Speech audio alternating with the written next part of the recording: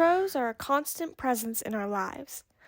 They root around in our gutters, fly in front of our cars, and create the background noise of our world. Here in Portland, they roost in massive numbers downtown in the winter, more than 10,000 birds each night. But despite their constant presence, we know relatively little about American crows. Few studies have been done on their roosts, their communication, or their intelligence. I wanted to learn more about how intelligent the crows in my backyard were, so I made and installed a platform on which I could observe them solving puzzles and set up a motion-activated security camera to film them when I wasn't there. The camera was arguably more effective at identifying cats, spiders, and teenagers, but it did record the crows. Prior to this experiment, I had already built some trust with the crows. They were comfortable getting within a few feet of me and understood that my yard was someplace safe they would often find food. Next, I had to introduce the crows to the platform. I called attention to it when they were in the yard and put out a lot of food to incentivize them. The new location made them skeptical. This one stayed on our porch watching the platform for almost 9 minutes before leaving. A few days later, I also noticed a crow sitting in our tree right next to the platform for an extended period of time.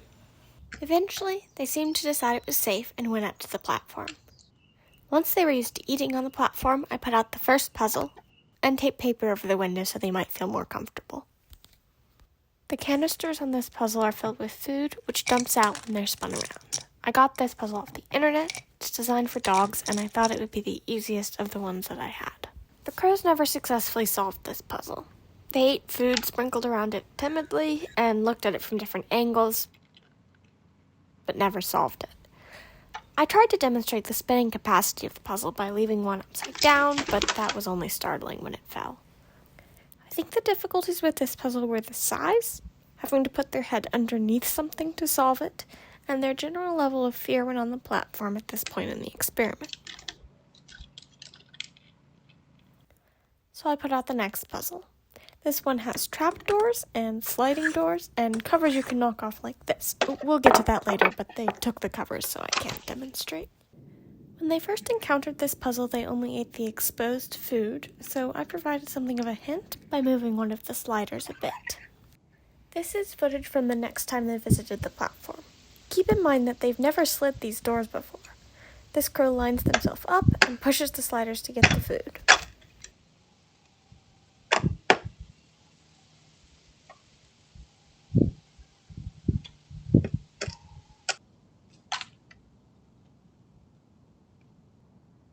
Next, they knocked off the 2 covers,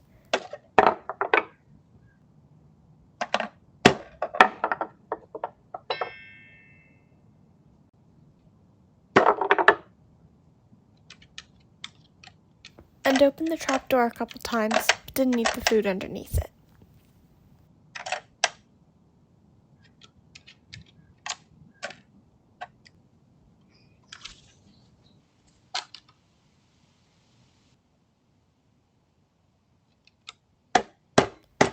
After watching them peck at the trapdoor ineffectively a few times, I felt like it was time for another hint.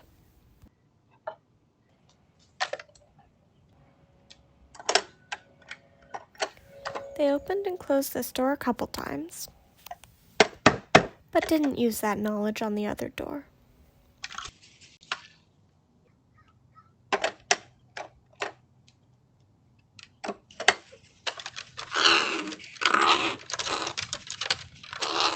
I'm not sure if this crow closed the door to hide it from the other one, but they did open it again and eat the food.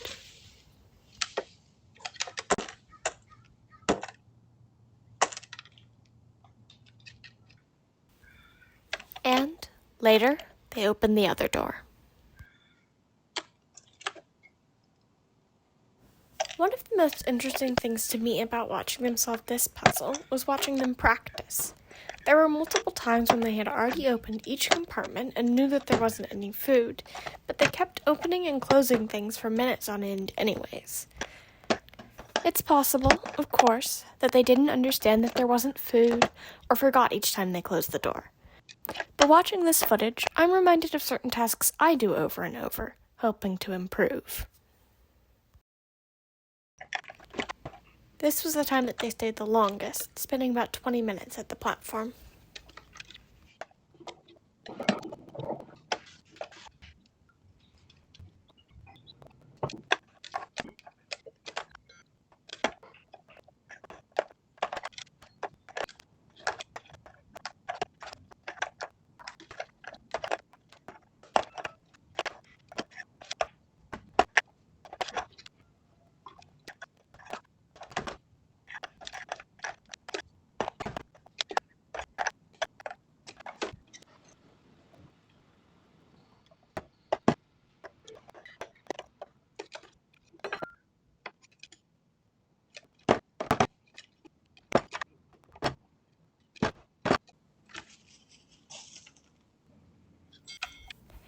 And it seems all that practice may have paid off, because the next time there was food in the puzzle, this crow solved all of the elements in 20 seconds.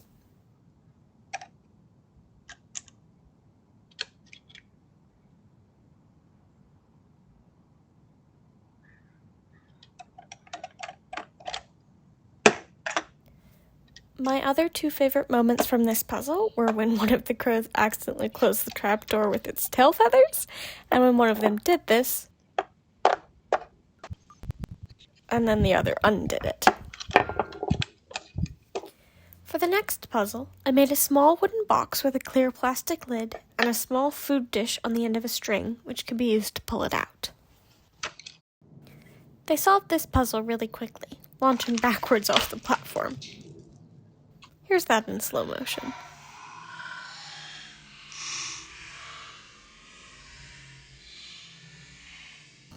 And in case you were curious, this is where the dish ended up. The next time they solved it was a little more relaxed. But they did still throw the container off the roof afterwards.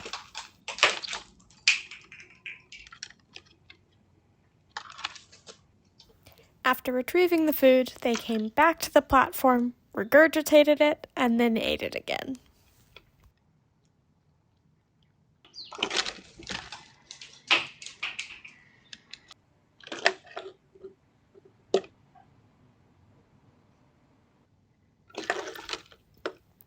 When they were used to solving the puzzle like this, I moved on to the next level of difficulty. Instead of a string, the container is supposed to be pulled out with a hooked tool.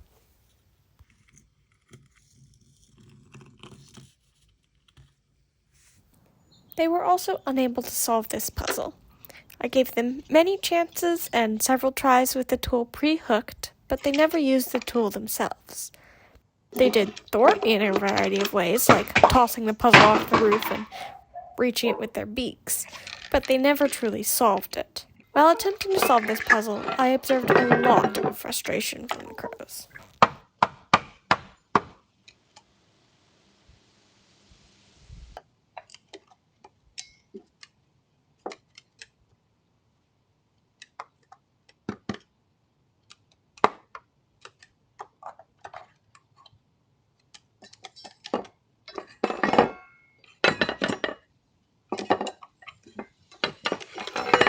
They were trying to do something that they found impossible, and it wasn't going well.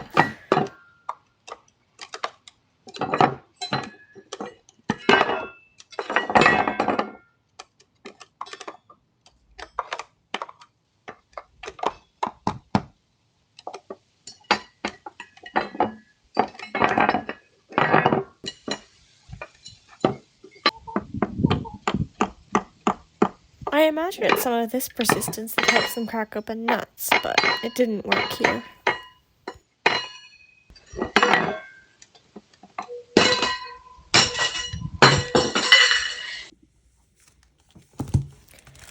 While it's maybe a little disappointing that they couldn't do this, it's not necessarily a surprise. The experiment I read about which inspired this puzzle was done on New Caledonian crows, who are famous for their hook tool capabilities. New Caledonian crows make and use hooked tools in the wild to fish grubs and spiders out of holes. The crows here in Portland haven't evolved this skill set. So, I put out the next puzzle. This one is a jar of water, with dog food floating just out of reach, and a pile of pebbles they can put in the jar to raise the water and get the dog food.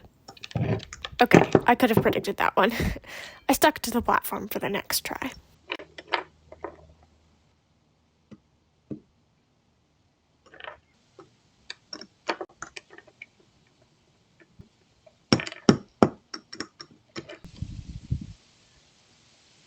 I feel confident that they could pick up these rocks if they wanted to, mainly because they never tried to, and also because I picked up every one of these rocks with chopsticks before I put them on the platform.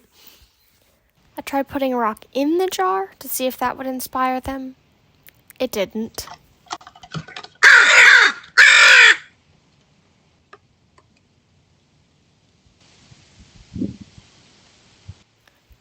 I also tried balancing a rock on the edge of the jar so that they would maybe knock it in and get inspired.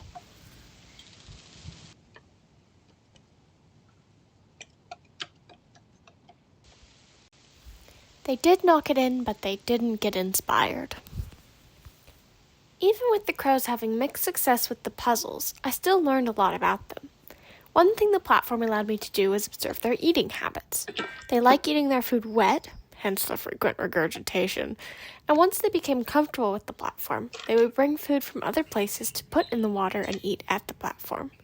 Some of these included nuts, unidentified meat scraps,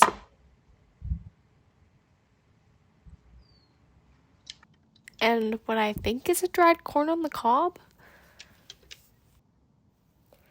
The platform also helped me observe the social dynamics between the two crows who frequently visited together.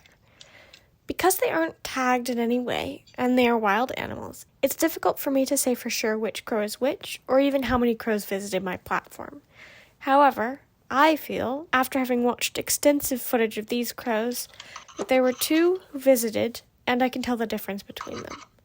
There is the smaller, less smart one, and the bigger, smarter one. They're clearly pretty close. They groom each other, and it sometimes seems like the smarter one is trying to teach the other one how to solve the puzzles.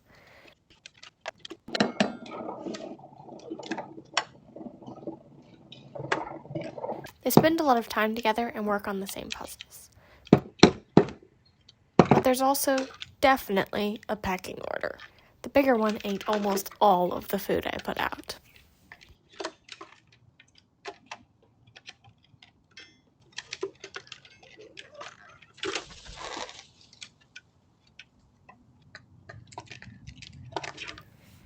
The camera also let me hear several calls, which I didn't know were made by crows. There's the classic, of course.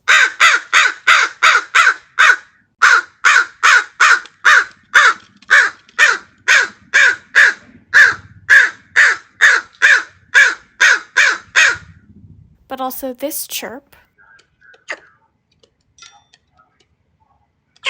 this sound,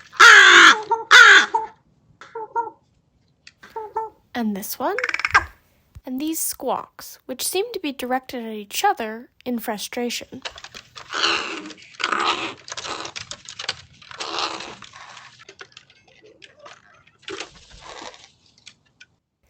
All in all, I'm really happy I did this project.